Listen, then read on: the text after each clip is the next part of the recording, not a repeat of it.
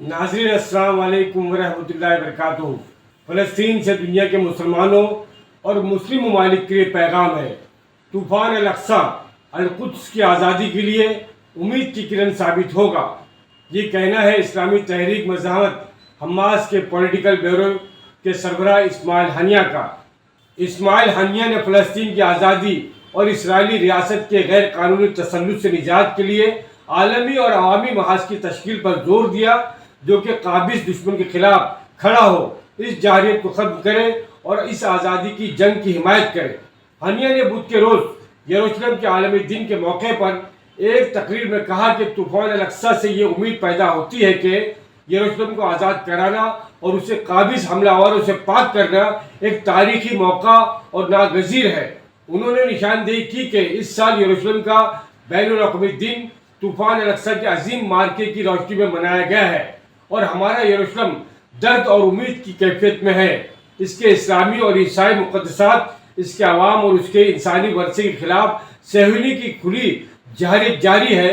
उन्होंने निशानदेही की कि दुश्मन ने हालिया बरसों में फ़लस्तीन की सरजमीन पर तनाज़े को यरूशलेम और अल-अक़सा के दरवाज़ों से हल करने की कोशिश की है, लेकिन गज़ा के महाज की मज़ाहमत ने उन्हें तूफ़ान अल-अक़सा से हैरान कर दिया।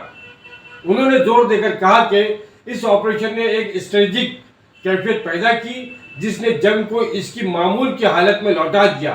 झूठे अमन के छुपे चेहरों से तमाम लक़ब हटा दिए और ज़ाहिरा फ़लस्तीनी वजूद को मिटाने वाली सहूनी बस्ती और इंसानियत को शर्मसार करने वाले इसके जुराइम की हकीकत को वाज़ेह तौर पर ज़ाहिर किया।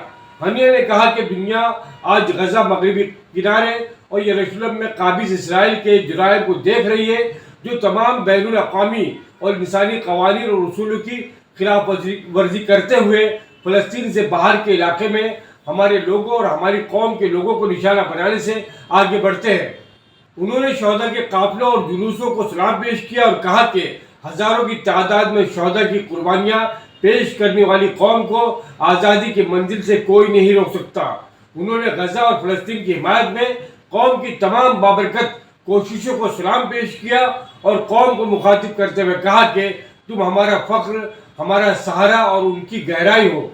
गज़ा के खिलाफ जुल्म को उठाने के लिए ज़रूरी है कि इसके खिलाफ दुश्मन की जारियत को रोका जाए, जो अपनी तमाम हदें पार कर चुकी है। उन्होंने जोर दिया कि गज़ा और फ़लस्तीन के हीरोज़ ने खौफ की दीवार को तोड़ दिया है, इस काबिज दुश्मन के झूठे खौफ को नेस्तु नाबूद किया है और बहादुरी और कुर्बानी की एक मुतासिरकुन मिसाल पेश की है और हमें सहूनी मंसूबे को इबरतनाक शिकस्त से दोचार करने की तारीखी मौके का सामना है। उन्होंने मजीद कहा कि इस मुबारक मार्के ने मिल्लत की सफ़ों को जोड़ दिया और इस इत्तेहाद का सबसे बड़ा तमाशा फ़लस्तीन से लेकर लिबनान, यमन और इराक़ तक के मैदानों में और मुआज़ों के इत्तेहाद में देखा जा सकता है। ये तो दोस्तों, आप सबको, पूरे इस्लामी ममालिक के मुसलमानों को ये पैगाम था फ़लस्तीन की जानिब से। इसको ज़्यादा से ज़्यादा शेयर कीजिए और फ़लस्तीनियों की हौसला अफजाई कीजिए, उनको ताकत दीजिए और उनके लिए दुआ फरमाइए इस रमज़ान शरीफ के आखिरी अशरे में। शुक्रिया दोस्तों, ये थी आमना सामने मेरी एक ख़ास रिपोर्ट। अब अपने साथी, अपने दोस्त राशिद अज़ीज़ को इजाज़त दीजिए कैमरा पर्सन शाहिद पटेल के साथ। अल्लाह हाफिज़। जय हिंद, जय महाराष्ट्र।